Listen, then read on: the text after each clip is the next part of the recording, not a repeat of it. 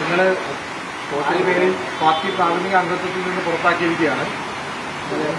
നേരിട്ട് നടപടി എടുത്തിരിക്കുന്നു. എന്താണ് തുടർ നീക്കങ്ങൾ, നടപടി എങ്ങനെയാണ് കാണുന്നത്?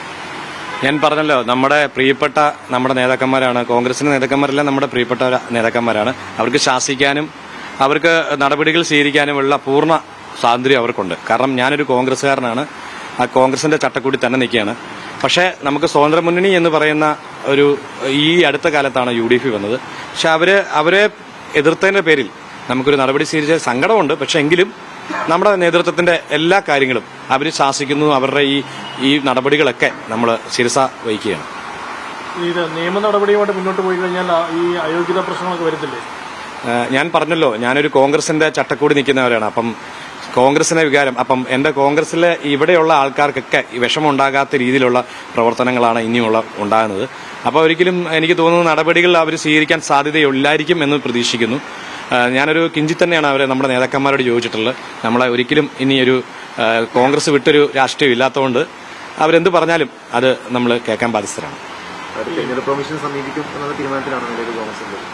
അത് നമ്മുടെ നേതാക്കന്മാരാണ് പറയേണ്ടത്, ഞാനല്ലല്ലോ പറയേണ്ടത്. അത് അവര് തീരുമാനിക്കട്ടെ. അവരെന്ത് തീരുമാനമെടുക്കുന്നതോ അതിനെല്ലാം നമ്മളതെല്ലാം ശിരസ വഹിക്കുന്നു. തുടർഭരണം എങ്ങനെയാണ് കാര്യങ്ങളൊക്കെ?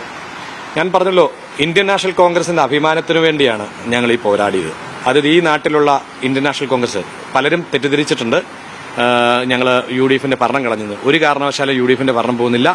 UDFന്റെ അല്ലെങ്കിൽ ഐക്യജനാധിപത്യ മുന്നണിയുടെ കോൺഗ്രസിനെ സ്നേഹിക്കുന്ന ഒരു ചെയർപേഴ്സൺ പാലായിൽ ഉണ്ടാവും. അത് ഈ സാധാരണ ജനങ്ങൾക്ക് വേണ്ടി ഇറങ്ങി ജാതി മതം നോക്കാതെ എല്ലാവരുടെയും പ്രശ്നങ്ങളിൽ ഇടപെടുന്ന ഒരു ചെയർപേഴ്സൺ, അത് ഒരു ടീമും ഉണ്ടാവും. ഈ നഗരസഭയുടെ വികസനത്തിനായി ഞങ്ങൾ മുന്നോട്ട് പോകും. UDF ഭരണം തന്നെയാണ്.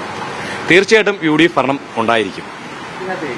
കേരള കോൺഗ്രസ് എന്ന് പറയുന്നത് അവരെന്തായാലും ഭരണത്തിലേക്കില്ല എന്നാണ്. അപ്പൊ അങ്ങനെ സാധ്യത വരുമ്പോൾ ഇന്നലെ അവിശ്വാസത്തിൽ പങ്കെടുത്ത 3 വനിതകളുണ്ട്. രാഹുലും 2 കോൺഗ്രസുകാരും. ഇതിലൊരാളെ മുൻനിർത്തി എന്നുള്ളതാണ് അവർ പറയുന്നതിന്റെ ധ്വനി. അപ്പോൾ അവരുടെ അങ്ങനെ വന്നു കഴിഞ്ഞാൽ ഈ കേരള കോൺഗ്രസ് കൗൺസിലർമാരെ പിന്തുണ സ്വീകരിക്കും. ഞാൻ പറഞ്ഞല്ലോ, അതായത് ഞങ്ങളൊരു കൂട്ടായ തീരുമാനമാണ്. ഇപ്പൊ ഞാനൊരാൾ തന്നെ തീരുമാനം എടുക്കാം. ഞാനൊരു സാധാ ഒരു കൗൺസിലറാണ്. അതുപോലുള്ള കൗൺസിലർമാരാണ്, ജനങ്ങളെ ജയിച്ചു വന്നവരാണല്ലോ.